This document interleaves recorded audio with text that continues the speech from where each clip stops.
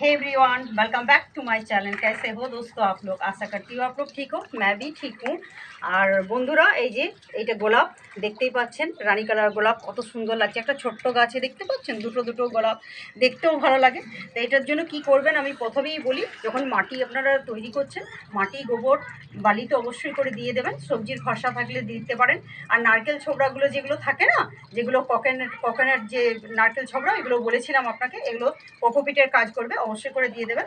আর bio NPK যে পাউডারটা আছে সেটা অবশ্যই করে ধারে ধারে দিয়ে দেবেন। এই যে ফুল আসছে কড়ি আসছে এই সময়তে এটা খুবই উপকারিত। কারণ কেন আমি আপনাকে বলে দিই। প্রথম হচ্ছে যে শিকড়টা মজবুত রাখবে, স্ট্রং করবে, গাছকে খুব স্ট্রং করে, হেলদি করে। আর পাতা খুব গ্লেজি আর খুব ঘন হবে, আর কড়ি আর ফুল প্রচুর প্রচুর আসবে। তো এটার কাজ এটাই।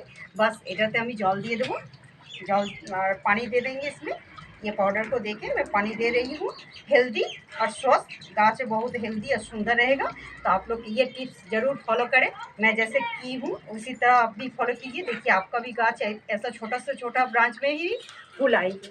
ঠিক আছে? তো আজকে এতটুকুই আমার ভিডিও, গাছের ভিডিও যদি আপনাদের ভালো লেগে থাকে, আমার তথ্যগুলি যদি গাছের ভালো লেগে থাকে, আর ভালো ভালো আরও যদি গাছের ভিডিও পেতে চান, অবশ্যই করে আমার চ্যানেলটিকে কী করতে হবে বন্ধুরা, সাবস্ক্রাইব ফলো অবশ্যই করে নেবেন।